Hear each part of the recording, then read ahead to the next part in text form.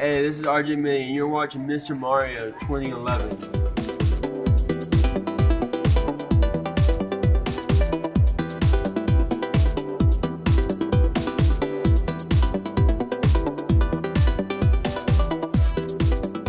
Hey, so what is going on, everyone? It is me, Mr. Mario. By the time this video goes public, it would have been about a year since the PlayStation 4 and Xbox One launch, and I've been getting this question asked quite a bit, but people have been asking me, Mario, what next-gen system should I get? What do you recommend? And also, in case you don't know and you're a newcomer here, or you've missed out on videos for the past year or so, I did a PS4 versus Xbox One video a few months after I got the systems, and then I did a 6-month check-in asking, should you buy a next-gen system? And people have asked, you know, even though it was just earlier this year, do I still feel the same on all those systems?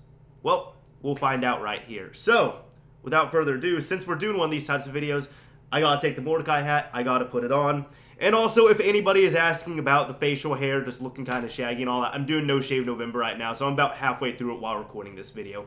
But anyways, right now, I'm going to be comparing the Wii U, the PlayStation 4, and the Xbox One with one another. And I've already, you know, done the spec comparisons, all that good stuff. But I'm going to be talking about if you're kind of on the fence, or you're really going to be asking for one system for Christmas, or you're looking forward to one, and you're kind of on the fence about which one you should get, I'm going to try and hopefully help out a little bit. As I said, this video is mostly for people who they know they want to get a console, they don't know which one they should get, which one they should ask for, whatever it is. And I'm trying to time this appropriately as well, because I'm going to be putting this out before Black Friday, which for anybody outside the US, Black Friday is when there are a ton of good deals. And there have been some very good deals on video games this year. I've been very impressed. So there's nothing really I'm needing, but if you're wanting to go out shopping, you're wanting to get a new system, and you know, you're still not 100% decided, maybe this can help you out. So anyways, first off, when I was talking about all the previous systems before, I mean, they had still kind of been up in price and everything, and that was before price drops and everything, but now we can go ahead and compare. The Wii U, I believe you can get for about, you can get a 32GB version for about, what, $300, something like that. Actually, if you go to Nintendo's website, you can get a refurbished 32GB model for $200 online. I've referred a few people to that, and their systems have been excellent. They look like brand new systems. Only difference is that when you get the box, it says refurbished up top. That's about it. PlayStation 4 is still sitting at $400, and I predicted this a while ago. I was figuring that it probably would not drop in price for quite a while, because for what you're getting, it's quite a good deal. So I figured, you know, they might do some bundles where they throw games in, but I don't see a price drop for a while. But until January right now, until like January 15th or something like that, all Xbox One bundles have been discounted $50. So that's kind of one of the more attractive looking bundle systems this holiday, just because that includes, you know, the Kinect-less bundle, the bundle with the Kinect, and that also includes, you know, any type of game bundle. And then there's also going to be some other deals coming out as well. So pretty much you can get an Xbox One for as little as $350 or $450 if you decide to get a bigger bundle. It just all depends on what you want. Excuse me. I thought I was finished getting sick. I have no idea. But anyways, the reason why Microsoft is doing this, I know exactly why they're doing it. They've been getting crushed in sales by the PlayStation 4, and at a few times by the Wii U. Now, what Sony was able to do, they were able to do something very smart. On the PlayStation 4, there really wasn't a killer app for quite a while. And some people would still debate that there really isn't one. Like, personally, there's not really any big reasons to get any of the systems right now, and I just want to say that outright right now. Except for maybe, I'll talk about it in a bit. But Sony was essentially selling a system on hype. They have the most powerful system out right now. For anybody that tries to debate that, by the way, there's a few things I'm going to touch up on, but for anyone that tries to debate that, there are people that say, oh, well, the Xbox One CPU is faster than Sony's PlayStation 4 CPU. While as that might be true, the PlayStation 4 does have a better GPU, and it does have much better RAM. The Xbox One runs on DDR3, and it has that SRAM thing going on. The PlayStation 4 has GDDR5 RAM, and as I said, they have the better GPU. And also, really, in this day and age, I have a PC here as well that I game on a bit. In this day and age, I don't recommend completely cheaping out on a CPU, But if you have a really good GPU and an okay CPU, you can play most games very well. Most games out there now are more reliant on GPUs than they are on CPUs. So if I could choose to have a weaker CPU or a weaker GPU, I would choose to have the weaker CPU. So I still say the PlayStation 4 is the most powerful system. But as I said, PlayStation 4, most powerful system. It didn't have any of that DRM fiasco, so there was nothing negative in the media about it. And it was $100 cheaper out of the gate compared to the Xbox One. And I guess you could also say this, it came out a week before. So Sony was really selling a system on hype. There are many people I know who went out and bought a PlayStation 4 because they said, I want to get a next-gen system. I don't want to support Microsoft. I don't want to get the Xbox One. And while, as you know, everyone has their own opinions on it, all of this really helped out Sony. All the PR, it really helped out Sony. Sony knew what they were doing. They've done an excellent job selling the PlayStation 4 so far. While as the Xbox One, while as now, I mean, they're still behind, but they're starting to, gain more momentum and everything. What have they done? Well, media-wise, they've been trying to convince people that, the DRM's not there and everything. The thing is, first impressions really do matter. There are still people that believe that DRM is on the system. There are still people that believe, all the crazy things with the Xbox One are there. And there's people that, they say, well, all this can be brought back, and while as it can be brought back, that just means they really don't trust Microsoft with it, which is completely understandable. I understand that. But what has Microsoft done to remedy the issue? Well, what they're trying to do is they're trying to get in more cozy with developers. They're trying to make it, more indie-friendly, like what Sony has done with the PS4. They have brought down the price, so they might be losing out money on systems, but what they're doing is smart. They're trying to discount the price, so they get the systems in people's doors, in people's homes, and then they're going to make their money back on software, on accessories, on Xbox Live, anything like that.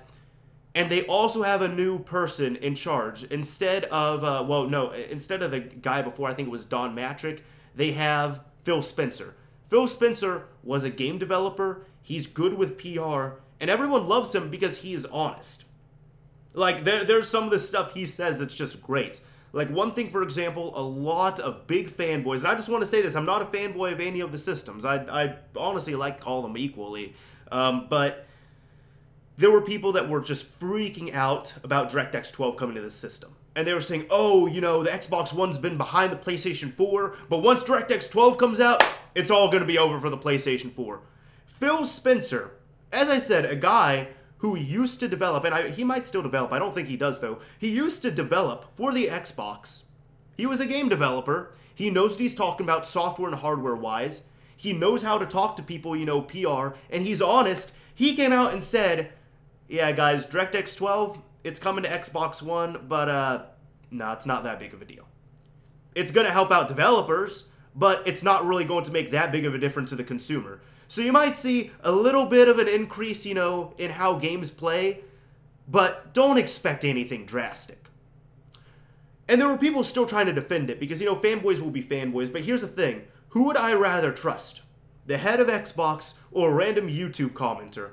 Especially when the head of Xbox is downplaying and saying something that some people could say is negative about their flagship system. I think I would rather choose this guy right here. Phil Spencer, he seems like a pretty awesome guy. While Sony has pretty much had to stay silent in this because, they're just selling all the systems. They're doing quite well. Now, first off, when it comes to games, how are the games on all the systems? And I've been talking about this quite a bit, but the Wii U, there's really nothing been going on in the forefront, with any of the PR blunders, anything like that. They've been good. However, when it comes to games, first off, I'll cover the Wii U. Well, here, I'm going to be reaching down for my props here a little bit, but I can honestly say the one nice thing is that I have a stack of games now. When I was doing these videos before, there were really no games on the system. In fact, the first system I got was the Xbox One. I'll just cover this real quick.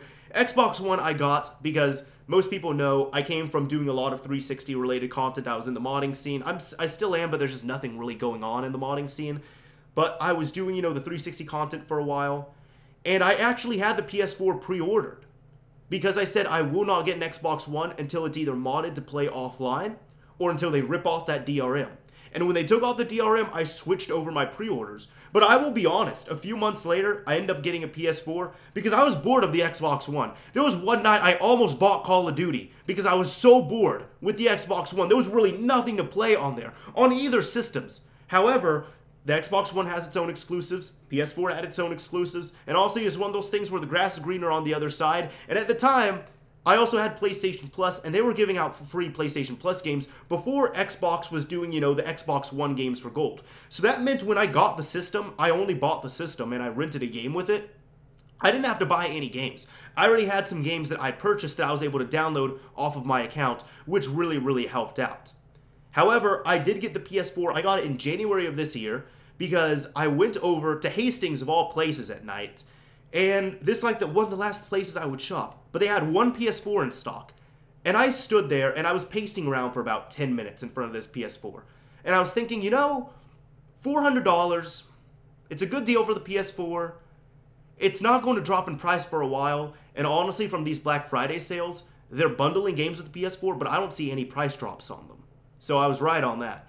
But I said, you know, they're not going to drop the price for a while. I already have games, and honestly, because the PS4, because this one it was selling like hotcakes, like you could buy a PS4 and flip it for like $700 online. I was like, you know, I'm going to play this thing. I'm not going to sell it, but I don't think I'm going to see a PS4 for another few months in town. So I picked up that PS4, and price has not dropped on it. It served me very well. Haven't had any issues with it. And it was about 2 months. I didn't see another PS4 in town until March. So it was about 2 months until I physically saw another PS4 in town. And in March, I actually got the Wii U because I had said, you know, Smash Bros is going to be coming out, Mario Kart 8 is going to be coming out. There's already some games on the system I like. And if I do find a good deal on a Wii U, I'll get a Wii U. And I saw some really, really good deals on Wii U, so I decided to pick one up. But anyways, when it comes to games, first off, you know, I'll be covering the Wii U. There are some damn good games on this system. Of course, you know, you got your classics. You got, you know, Legend of Zelda. This was Wind Waker HD, which they did a fantastic job. Mario Kart 8, super fun game. Actually, this game right here, I will say this hands down. I haven't done this with a game in ages, and I still haven't done it since I've done it with this game. But over the summer, I was over in Illinois, and I had a few roommates. One day, it was just me and one of my roommates in the apartment, and he said, you know what, Danny, unhook that Wii U from your room and bring it out to the living room. I want to play Mario Kart 8. We took breaks and all that, but we played Mario Kart 8 for 8 hours. We unlocked everything on there, and it was all really, really fun. While, as you know, you have the other games, New Super Mario Bros. U, which I'm not that crazy about, but then you also have the more mature titles as well, too. Zombie U, frustrating, but fun game, and one game I'm really enjoying, which honestly, this deserves all the hype that it is and isn't getting, Bayonetta 2. And this actually comes with the first Bayonetta as well. So if you say, oh, well, you know, I haven't played the first Bayonetta, well, the first Bayonetta is on here, and it's remastered. It comes in 2 discs. So Wii U, definitely some good games out on the system. I'm really enjoying it.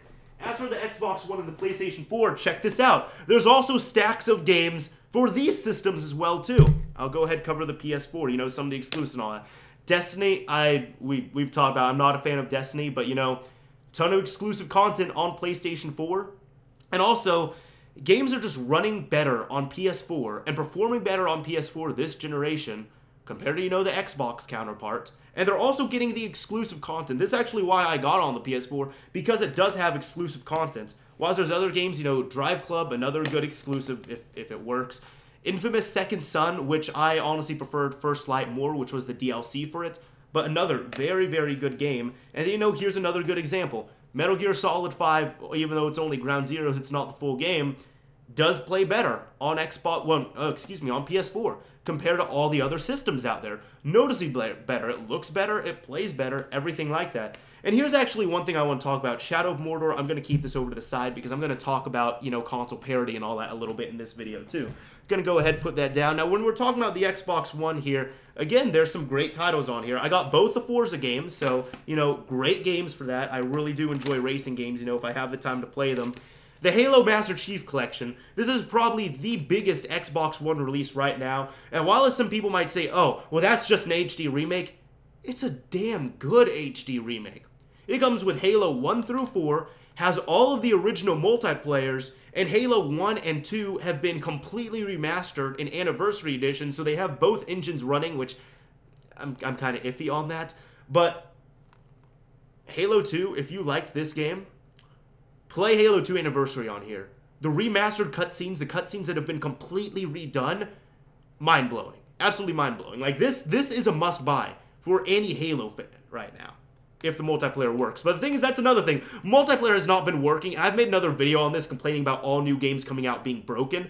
Multiplayer is not working on this game right now. The thing is, I haven't even cared, honestly, because I'm having so much fun with the campaigns. I haven't even attempted to play multiplayer. But yeah, you got that. Then another game a lot of people are liking the Xbox One for is Killer Instinct. A lot of fighting fans, they want to play this game, and even though it's by Double Helix, where they don't have the best track record, for games, it's a very solid game. I'm enjoying it. Then you had the other, game that was supposed to be the killer app on here, Titanfall. Good game, but I have it on PC as well, and it plays noticeably better on PC. Now, this is one of those things where I don't know what they were trying to do, but the frame rate on this game, for a really fast game, it is going all over the place. For a multiplayer shooter, that's completely unacceptable for me. It needs to be locked. I don't even care if it's 30 frames a second locked. If it's stable there, I'll play it. That'll be fine. I would prefer 60 frames, but this is 60 frames unlocked, and it goes all over the place. As I said, with a fast-paced multiplayer game, I can't really be having that. It's kind of annoying. But anyways, I want to talk about, since we're talking about the games and all, I want to talk about, the changes between console parity and all that good stuff. Now, console parity, what am I talking about? I'm talking about, the even playing field for all of the games, how they are. This game runs at 720p on this system. This game runs at 1080p on this system. And honestly, I'll say this, most people are not going to matter, but frame rate has been another big thing. And while as there are games, for example, there are games that run at 1080p on PS4 natively, and they run at 900p on Xbox One, both of them might handle very well. And there are games, for example, like Rise. I have that game as well, too. Rise is one of the best-looking games out there. It runs at 900p natively. There are games, actually, that I've also seen. Thief, for example. 1080p on PlayStation 4, 900p on Xbox One, and the funny thing is, it runs better on the Xbox One. Now, this is not the case for all titles, but the problem I'm having with this is a lot of companies, mainly like there's been Sony, there's been Microsoft, they've both been guilty of it. Diablo 3, for example, does not run very well on Xbox One compared to PlayStation 4. And I wasn't saying Bungie, Blizzard, excuse me. Bungie came out and said, we're running it at 1080p on Xbox One because Microsoft pushed us. They said, we need this game to run at 1080p. What can you do? And then it's vice versa. There's other games on Sony's platform, for example, the PlayStation 4, where companies are saying, well, these games could run better if we downgrade the resolution a little bit, but Sony said, we want a 1080p game. And that happened with Call of Duty. Now, sometimes it could be the systems are not powerful enough. Understandable. Kind of. There are other times, though, where it's just obviously developer laziness. This game right here, Middle-earth: Shadow of Mordor, good game. I picked it up on PlayStation 4, though. You know why? Because it's 1080p on PlayStation 4. Not only that, because I can handle a game running at 900p, at 792p, at 720p. That's fine. The big difference is this game runs at 60 frames a second unlocked on PlayStation 4. For people that don't care about frame rates, they say, oh, well, it doesn't matter if it's 30 or 60 frames for me. You don't know what you're talking about. I'll just say that. I might sound rude about it. I might sound ignorant. You don't know what you're talking about. Because if there is a game that runs at 30 frames a second and you compare it with a game that runs at 60 frames a second, it's not even a case of the game looking better. The game just feels better. It feels smoother. It's much more enjoyable to play. That's all there is to it. Resolution, that's another thing. A higher frame rate does not make a game look better. In fact, you could actually make a game look worse to have a higher frame rate. But at the end, I would rather have a higher frame rate. But that is the thing. This game, 1080p, 60 frames a second unlocked on PlayStation 4. The Xbox One counterpart, I'll take an Xbox One game for example. Pretend this is Shadow of Mordor. Xbox One counterpart, 720p, 30 frames a second.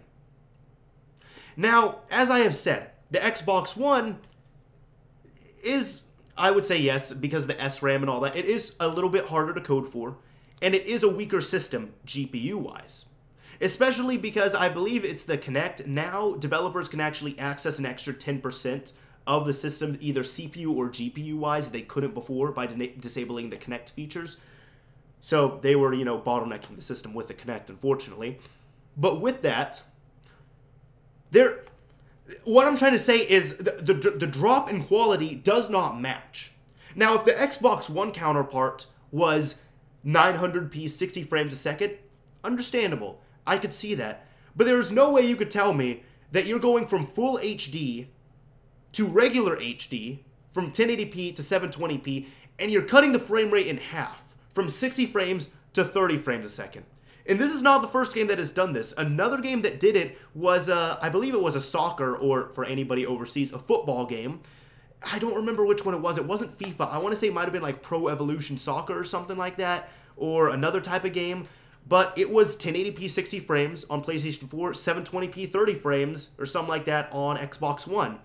And as I said, the drop in quality does not match the drop in power of the systems. To me, that is just a developer not pushing the game out. You know, pushing the game out too early and not trying to refine it enough on all the platforms. That's just how it is. And unfortunately, that does happen a lot, especially with this generation. But hey, what can you do? Now, I want to talk about, you know, the controllers a little bit, but also, well, you know, before that, I want to talk about the live services. So, Wii U, the online services, they're not that good. I'll be straight up. Compared to Xbox One, PlayStation 4, they're not that good. I mean, hell, Mario Kart 8, you don't even have in-game chat. You can voice chat before and after the races, but during the races, you can't. And it's because they still want to keep it a family-friendly platform, while also having those more mature titles such as Bayonetta on there, where you're literally fighting, like, almost naked in that game. Now, PlayStation 4 and Xbox One, I want to cover the services on there. PlayStation 4, you got PlayStation Plus. You have to buy PlayStation Plus, which is $50 a year to play online. However, free-to-play games are excluded. But also with PlayStation Plus, you get games. Every month, you get a good amount of games. And some people have tried to say, because when I said hundreds of dollars worth of games before, some people said, oh, well, Mario, no, you're exaggerating. It's not hundreds of dollars worth of games. No, it actually is. Normally, if you total it up, because you get games on the PS3, the Vita, and the PlayStation 4, normally the games that you get could exceed $150, $200 in value per month. And when you're paying $50 a year, that's totally worth it to me. Now, Xbox Live, you have to pay $60 a year for that in order to play online. And now it's about the same as the PlayStation 4. You still have to pay online if you want to play, you know, free-to-play games. But any type of media app, you don't need Xbox Live for, which is nice. Xbox Live Gold, at least. So they have changed that recently in their policies, which is great. Good on you, Microsoft. I support that decision. And now they're giving out games with Gold. So you get like 1 or 2 free games a month on Xbox Live. You get them on Xbox 360 and Xbox One. The games, you know, value-wise, they don't match as much as what you're getting on PlayStation Plus. But they're giving you some decent games. And it's mostly arcade games. It's pretty much arcade games on Xbox One. And what was it? Kind of arcade and some DLC and retail games on PlayStation 4. But also, what I was trying to say was on Xbox 360, you get more of the retail titles and everything. So, you know, the full-fledged games. While you're not going to get like a $60 title, you're still going to get some good stuff on there. So you do have free games coming out of both of those services, which is really, really nice to have. I fully support that, so you get more bang for your buck. Now, some people also say this. They say, oh, well, you know, the big difference between PlayStation 4 and Xbox One is on PlayStation Plus. Once you run out of PlayStation Plus, you can't access those free PlayStation Plus games. So you're just renting them for an extended period of time. While as on Xbox Live, if you have Xbox Live and you buy, well, if you have Gold and you buy games with Gold, and then your Gold runs out, you can still play those games. Here's my thing to it, though. I, like many other people, am still going to be paying for my subscriptions. Xbox Live, I pay for Gold on a yearly basis. PlayStation Plus, I have like another 2 years of PlayStation Plus on my account. And once that runs out, I'll find a good deal on it, and I'll probably load up on it again. So, to me, like many other people, that's really not going to matter. And as I said, especially for the value you're getting, like, you cannot tell me that you're going to go a year and get all these great games And then all of a sudden, you know, once your time runs out on either system, you're going to be like, oh, well, you know what? I'm not going to be paying for PlayStation Plus or Xbox Live Gold again. Nope, I don't need to do it. I'm fine as is. Most people are not going to be doing that. Just throwing that out there. Now, quickly, I want to talk about the controllers, and I promise I'm wrapping this up here soon, but there's a lot to talk about with this. Now, the Wii U. Got the Wii U controller right here, right? This is actually probably the most comfortable controller I've played with this generation. And also, the tablet controller is pretty cool. However, I will say this. The battery life sucks, but aside from that, it has a headphone jack on here? Very useful, especially like if I'm visiting a parent's house or something like that. I can just plug any set of headphones into there and start playing my games on this. And most games you can play directly on the gamepad. However, the gamepad is required for many things on the Wii U. For example, if you need to change settings, you do need the gamepad on this thing, which is kind of lame. Now, there's also, if you need a traditional controller, there's also the Wii U Pro controller, which this controller, also very comfortable. Quite similar to the Xbox 360 controller. It's kind of a cross between, I don't know, the Xbox 360 and the PlayStation controllers. It's quite comfortable, it works very well, and the battery life kicks ass on this. However, it doesn't have the headphone jack on it, so, you know, that's kind of a given. Now, PlayStation 4 controller. Very comfortable, and a lot of people, it's kind of funny, because a lot of people started complaining this generation saying, oh, the PS3 controller is way too small. The PS4 controller needs to be bigger. While as other people said, you guys went the PS1, PS2 without complaining, and now all of a sudden at the end of the PS3's generation, you're complaining that it's too small. Well, there's two things. One, we're kind of in a society where everything is getting bigger. Computers are getting bigger. Systems are getting bigger. Phones are getting bigger.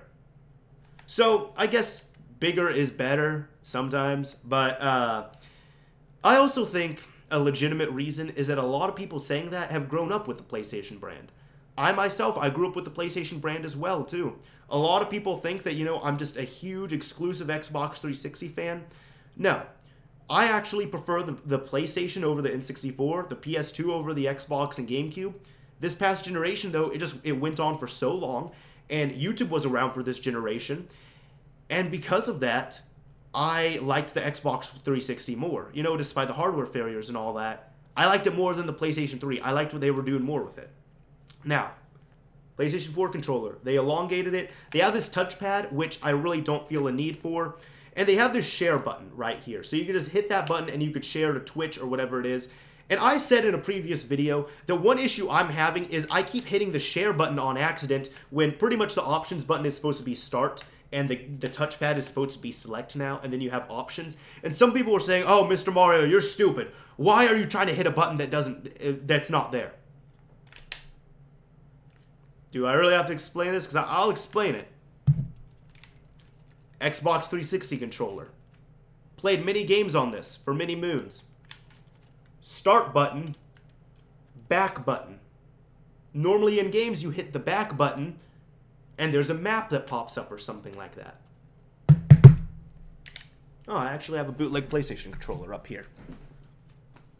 It's kind of dusty, but whatever. I didn't mean to pull this one out, but PlayStation 1 and 2 controller. Start button, select button. Normally you hit the select button, some extra options, or a map pops up. Put that back. Xbox One controller.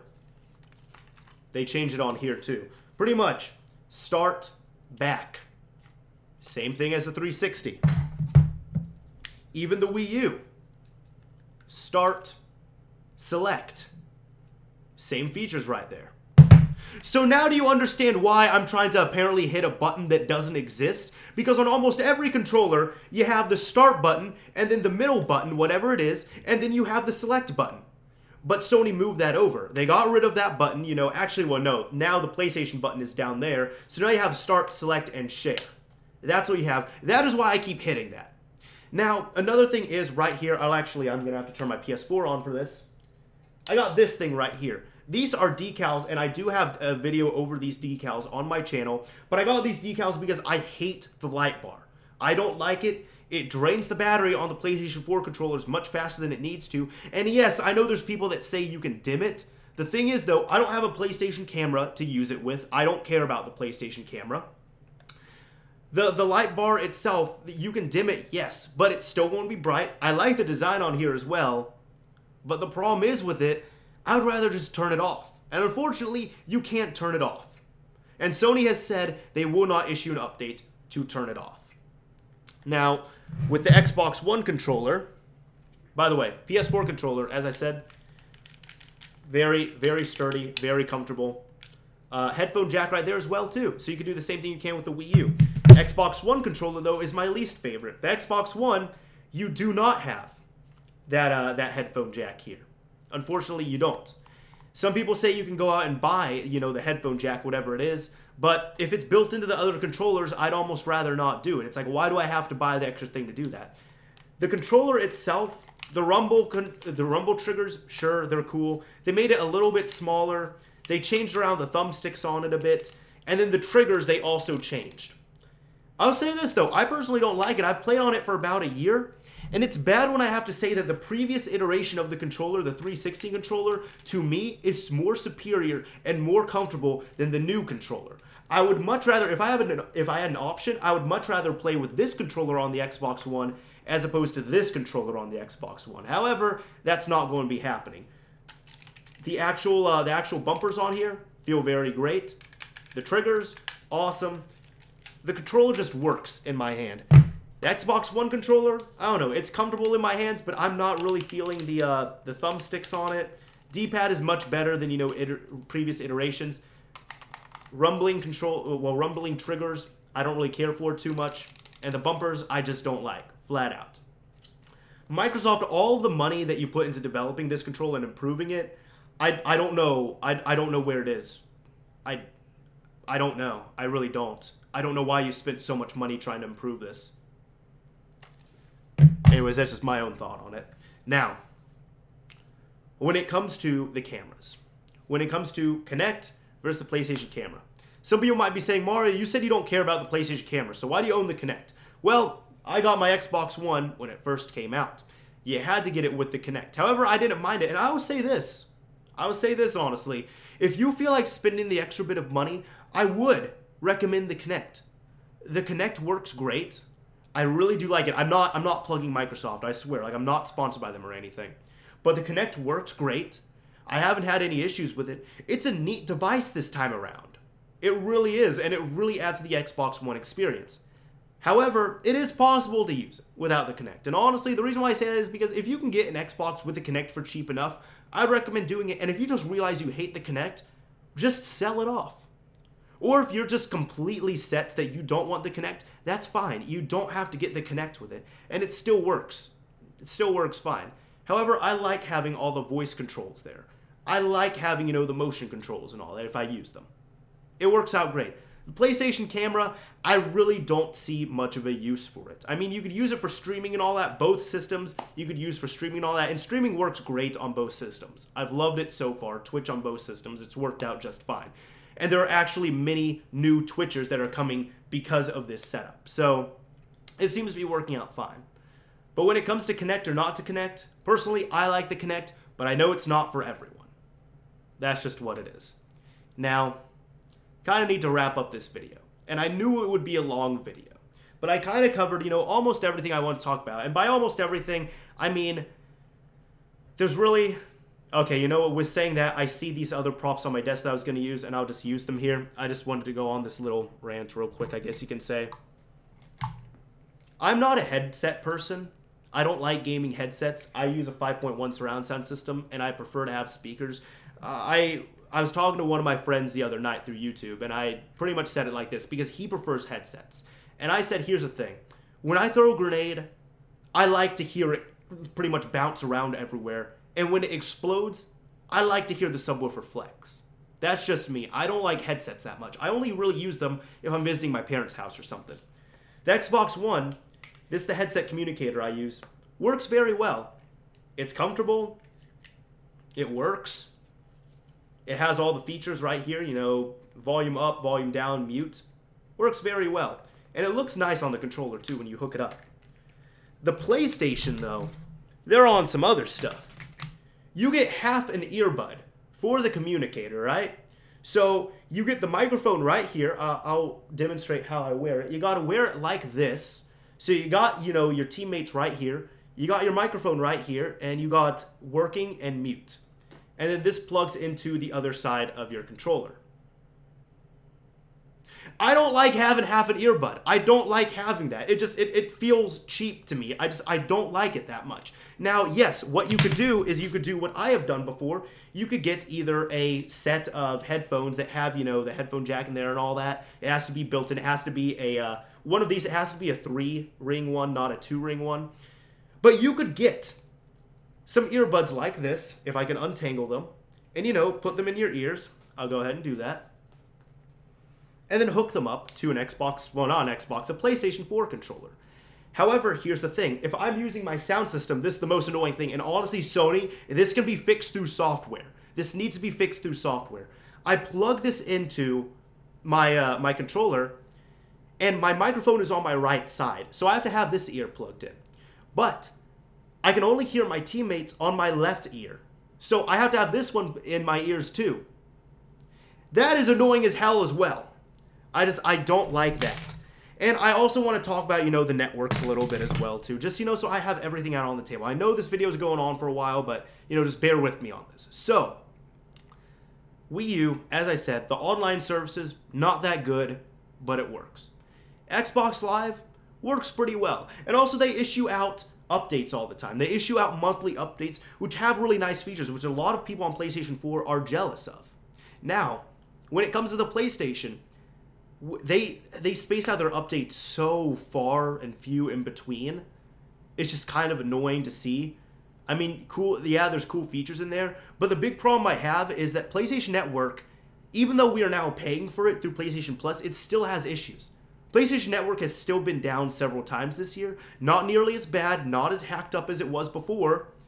But also another big thing with PlayStation Network is that it seems like something is always broken on it. Before the 2.0 update, Friends List did not work. The Friends List was broken. After the 2.0 update, the Friends List works, but messages are broken. Either I can't send out messages or they time out. And that's what used to happen with the Friends List. Honestly, I would rather have a broken Friends List instead of a broken messaging system. Because there are times now, for example, before, if I accepted someone on my Friends List, it wouldn't reflect for like 2 days. Now, on the messaging system, if I get a message received or I send a message, it might take me like 5 minutes to send a message. If somebody sends me a message, I might not get that until the next time I'm on my PlayStation 4 in a few days. So everything just needs to work on PlayStation Plus and the PlayStation 4 and PlayStation Network. Things just need to work with that. Now, the one last thing I want to cover, you know, before I wrap this up, and I promise I'm going to wrap it up now because I've talked about everything I want to except for this, is what system should I buy? And I'm not going to say what my favorite system is, what I, you know, completely recommend or anything. I'll say this, the Xbox One, it has good games. It has good titles. The PlayStation 4, good games and good titles. Many games run better on the PlayStation 4. However, the Xbox One, the network infrastructure on there has just been working better. Now, yes, Sony can fix that up, and I really hope they do. But then the Wii U, in my opinion, has the most fun factor. I know several, as I said, Mario Kart 8 for 8 hours. We were able to do that. I know a friend of mine, he completely hated the Wii U. And he was still up in denial until we played Mario Kart 8. And even when he was playing Mario Kart 8, he was trying to conceal, you know, his enjoyment of it. And like an hour later, he's just like, hey, Danny, I gotta tell you something. I actually really like Mario Kart 8. So that was really funny to see. But no, the Wii U has a great fun factor. It has a good assortment of games. However, when it comes to playing online, it's kind of whack on there. So I'm not going to be saying what my recommendation is. But should you get a next-gen system at this point? And I will say this, that's completely up to you. So I'm going to leave this a bit open-ended. If you can rationalize getting a next-gen system, spending the money on a next-gen system, having fun with one, and you really feel like you need one, I would say go for it. However, if you're still happy on the 360 and the PS3, they're still going to get some support. But I will say this, it is now getting to the point in time where there are games that are coming out on the next-gen systems, and then they come out on 360 and PS3, and they are so toned down and just play so mediocre compared to the other counterparts that it's almost not even worth playing on the older systems. So that's up to you. Now, I would say now, if you get a next-gen system 1 year in, it's much more worthwhile to get one as opposed to getting a next-gen system, on launch, like what I did, like what many other people did, being first adopters. However, I was okay with being a first adopter because I was able to share my experiences and see the evolution of these systems as we're seeing right now. So it really all depends on that. Now, there's one other factor I want to talk about that doesn't have anything to do with the games or the specs of the systems or anything like that. It's your friends. Now, I'm sure a lot of people, when they get online, they want to play with their friends on these systems. And take that into account too. Now, if there is a system that you really want, for example, all your friends have the Xbox One and you really want the PS4, I would still recommend getting a PS4. But that's kind of a double-edged sword. The reason why I say that is because I actually know of several people who they got the PS4 and they also did vice versa. But I'll just say the PS4 example. They got the PS4. They loved it. They thought it had some good games. They said, yes, this is the most powerful system out there. 3 or 4 months later, they sold it and they went out and got an Xbox One. Why? Because none of their friends had PlayStation 4s. They couldn't play with people. All their friends had Xbox One. So yes, it is kind of going with the crowd. But if it's really important for you to play with your friends and you don't want to lose out on that, you might want to think about investing in the system that they've invested in as well too. So it really all depends on that. But at the end, should you get a next-gen system? I'll say this, especially with all these deals coming out and the new games that are out right now and the games that are going to be coming up, right now is a great time to get a next-gen system. I know with the Wii U, I've seen some sales. As I said, $200 on Nintendo. Refurbished Wii U system, $200. Great deal. But I've seen some good deals where you could pretty much get a Wii U and you get, what, like Smash Bros. And another game for free, like Mario Kart or something like that. You get some good games for free.